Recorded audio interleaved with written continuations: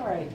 According to a New York Times article, a recent police executive research forum survey of 281 police agencies found that the average young officer received 58 hours of firearms training and 49 hours of defensive tactical training, but only 8 hours of de-escalation training.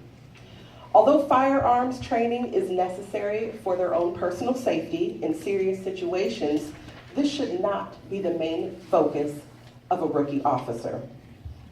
In the police training, it is stressed that each officer treat every call as a new situation. However, this is a problem when you take into the account an officer's implicit bias. Race obviously plays a big role in this. Unfortunately, most encounters, especially those involving Black individuals, are met with a preconceived notion that each individual is automatically a criminal. Through situation assessment and proper training on conflict resolution or mediation, this bias can be reduced. Approaching each call with a willingness to communicate and resolve as opposed to arrest and detain will ease tension in each contact, making it safer for both parties, while aiding the officer in getting more information about the problem. This year in Seattle, police department training officers on de-escalation and how to handle interactions with people who are mentally ill resulted in a significant drop in the use of force incidents. Our community could certainly benefit from training like this.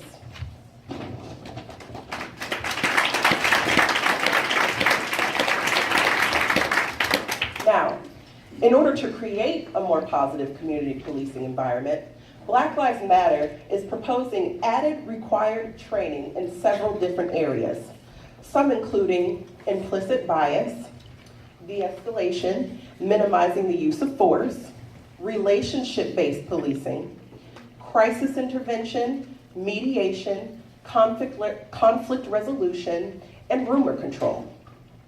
This would also include more community interaction, appropriate engagement with communities of color, youth, LGBTQ people, people with disabilities, individuals from different religious affiliations, as well as people who are English language learners.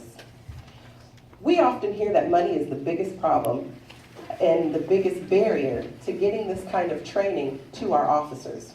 But we believe that the Bloomington Police Department could be doing more to overcome this. First off, we are lucky to live in a very resource-rich community. There are many people locally with a lot of expertise in these areas who will be more than willing to work with the department to do training with police officers at little to no cost. I know that there are grants and resources available for these types of initiatives. Many of the folks in the community would play a role in helping us gain access to those.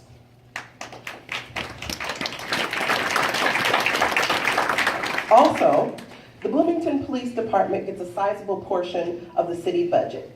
So it's not about how much money is out there, but rather what the department prioritizes in terms of spending. As far as we're concerned, the cookie with the cop money would be better spent training our officers on how to be better members of the community. Right.